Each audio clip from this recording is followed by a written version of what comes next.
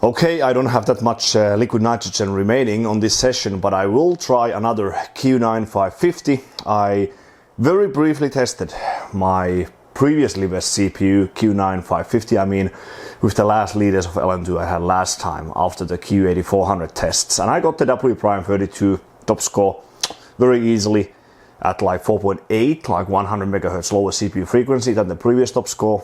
This one is like 150 megahertz better on water cooling. So let's see what happens. So yeah, I probably need to go straight to the top. So even the North Bridge on LN2 from the get-go. So the ASRock P45X3 Deluxe, once again, Kimping Cooling F1 Dark CPU container with the pink thermal paste from Thermal Grizzly, Kimping Cooling NB, North Bridge LN2 pot, that is Corsair dominated GDX2 memory from Tapaka, SamOCX, NVIDIA 6500 GT just for the monitor, signal with capture card as always, Seasonic Prime 1300 watt Platinum, completely normal motherboard, no modifications whatsoever. I probably should do the PLL modification because these are effectively 45 nanometer CPUs, so they should, or well, some could gain something from the PLL modification, so lower CPU PLL than 1.5 volts. But based on my experience with the QX models on Rampage Extreme, I didn't actually gain anything from the lower CPU PLL voltage on those CPUs, but you never know. Some individual chips could actually gain something from a lower value, but most of them most likely not. But yeah, I'll start in Windows XP and then I'll move on to Server 2003 for the single threaded stuff. So I'll quickly bin the CPU in W'32 and then run 1024M, and then we move on to Server 2003. Okay, CPU at -92, North Bridge at -50, we are at 4.9, around 100 megahertz higher where I left last time with the other CPU. I actually crashed at 585 FSP, maybe it was the board again, no idea. So let's do this. 7593 was my previous best. 7421. I need to check the 1024M and we should run it now because I don't have overly much LN2 remaining.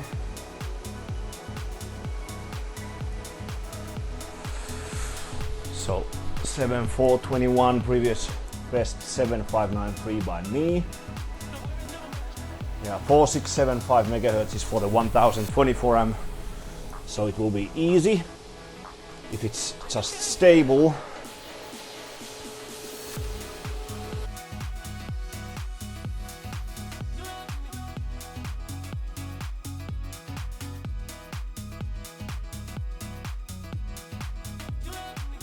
And okay, that's the new top score in 1024M W Prime, 236.702, previous top score by Game Theory from Iran, I think, 246.672 at 4675, this is 4888, around 200 megahertz higher CPU clock speed, so 10-second improvement, definitely alright. Okay, 585.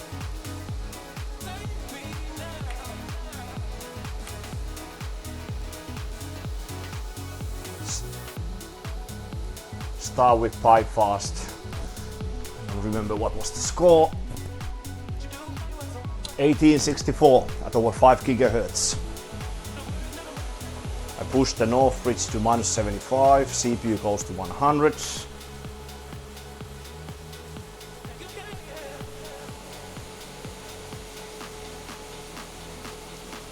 And this is only 2 cores running.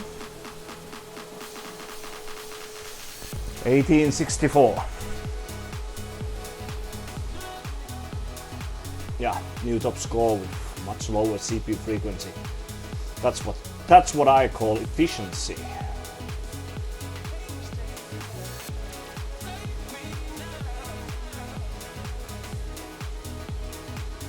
1M is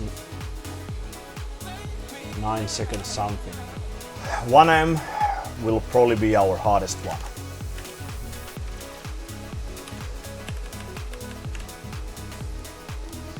But I'm pretty sure this is Northbridge motherboard limit, because all of these CPUs, they stop at the same level, like roughly.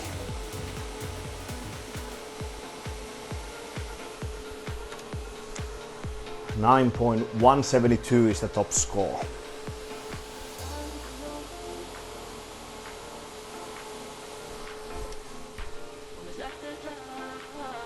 Yeah, close.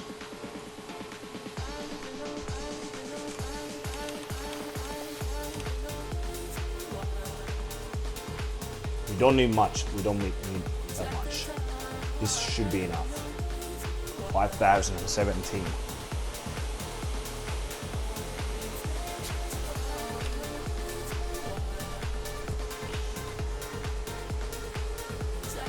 $9,172.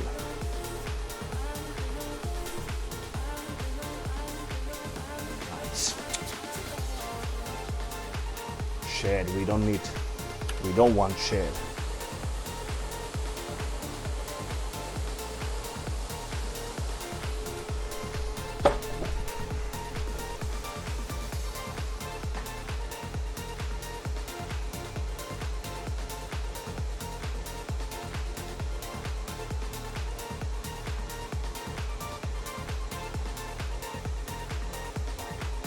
Okay, 9.157 at 5016 megahertz. Previous top score by Game Theory from Iran. 9.172 seconds at 5081 megahertz on the CPU. So like 70 megahertz lower CPU frequency, and we got the new top score.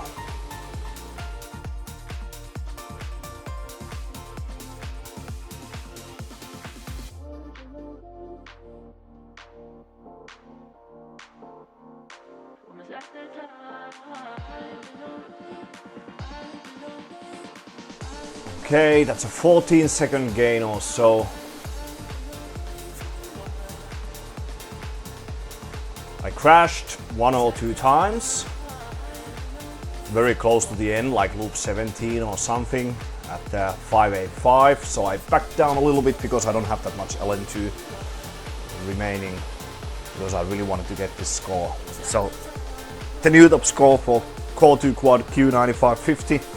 9 minutes 16.0, 63 seconds. Previous top score by Quentic, once again, same board, 9 minutes 30.375. His strong point is the better memory, so he can run like 1800 on the memory, CAS 5, and I think it's the same board, probably, but I'm not 100% sure. Nah, he's actually on EP45X3 from Gigabyte. But yeah, I think I should be able to get the memories to 1800 as well, but it requires some trick. I managed to do it one time before, but if I got it, the result would obviously be better. But this is like 14-second gain already at 4.935 gigahertz, and he was at 4.76. So this is like almost 200 megahertz higher the CPU. So now I'm only missing the validation.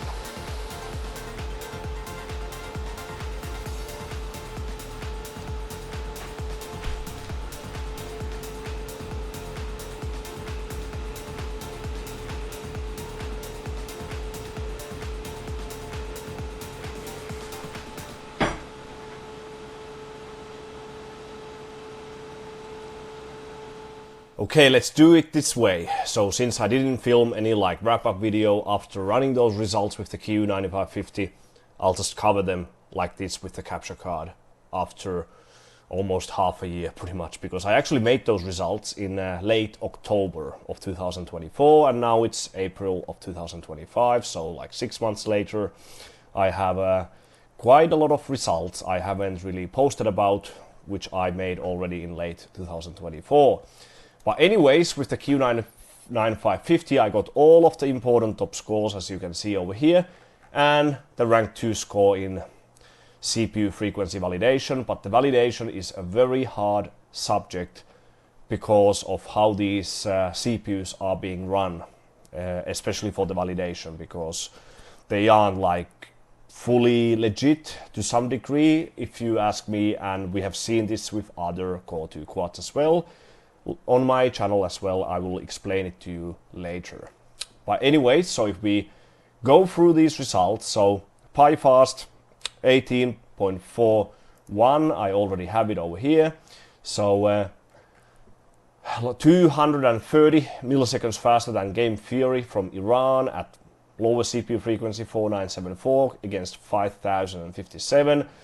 He actually used one of the Gigabyte boards which has the ability to fool around, aka drop the other half of the CPU away and effectively make the CPU quad core, or I mean a dual core at the hardware level, which makes overclocking, especially FSP overclocking, a whole lot easier, which is not it's not like 100% legit, and I will explain it to you soon. But so pretty nice. I could have run even higher, but I didn't want to use any more LN2 than necessary on this CPU model during when I was running these tests. Then SuperPy 1M, so 9 seconds, 157 milliseconds, like 15 milliseconds faster than Game Theory from Iran, 109 milliseconds faster than GTX X58, which was a bit lower CPU frequency than what I used. Game Theory ran 5081, which is much higher than my 5017. On PyFast and 1M, I had a bit easier memory timings, 56415 command rate 1, 15 DDR3 1500 something, so pretty alright. 32M was one of the biggest highlights of the whole session. 9 minutes 16.0, 63 seconds. Previous top score was Quentic, I think he's from France. 9 minutes 30.375 with very strong memory. Gigabyte EP45T Extreme motherboard, which I hate so much. It's so hard motherboard to run, I don't like it at all. The ASRock P45X3 Deluxe is absolutely fantastic because it always works. It's so easy to post and it runs. Of course, if you want to post, let's say, DDR3 1800 plus, CAS5 and everything, it's not very easy, but it can still do it with a bit of practice and attempts. But this is already pretty alright, so almost 1550 on the memory frequency or mega transfer, and 554 1454 command rate 1. Latest BIOS on the motherboard, 4936 on the CPU frequency. So the increase on the CPU frequency is what gave me the performance to really run so much faster overall time than Quentic, for example. W primes, the 1024 AM was definitely awesome. The first ever sub 4 minute run in 1024 AM with the Q9550. Game Theory was 200 MHz lower. Here the CPU doesn't really matter, but this is where we can see the actual difference of the motherboards being used. Here Game Theory had to use all of the 4 cores on his Gigabyte P45 motherboard, but he was only 4.675 on the CPU. But here, so easy with the ASRock P45X3 Deluxe at almost 4.9 GHz. I think over 4.9 is possible, and W Prime 32 7.4 21 against GTX X58 7.688. Although I had one run that was already ranked 1, so I effectively just beat my previous best run, which was like 7.593, I think. Game Theory very low. Quentic very far away as well, 0.4 seconds, so that's kind of it. And the last one was the validation. So there's actually annoying change on the CPUZ Validator website once again, so they don't accept these old CPUZ versions anymore, which I still use for these older platforms. So 2.00, this works 100% with X58 platform. The newer ones, they always hang. when you run an overclocked system in Windows XP and Server 2003, so they need to see what I can do about it. Will be pretty annoying. But again, luckily I already submitted this validation after running these tests, so end of last year. Now when I tried, it always says file is corrupted, missing CVF, something like this, so I cannot submit any of the old files with these older versions. Need to ask from the guys over at CPUZ if we can find some solution, maybe, we'll see, but very often they don't respond anything to you if you send them email. So this is rank 2. I managed to validate 600 FSP, but this is where all of these CPUs I've run with this motherboard stop. So it's most likely a motherboard limitation or just a quad-core limitation on these CPUs. The only one above me is Game Theory from Iran with this trick with these gigabyte motherboards. We have seen this with other models as well in the Yorkfield lineup. So the way this works, I made this same trick myself when I was running the Q9600 validation at very late 2023 with the CPU I purchased from Thailand, live from, I think it was from Panty Plaza.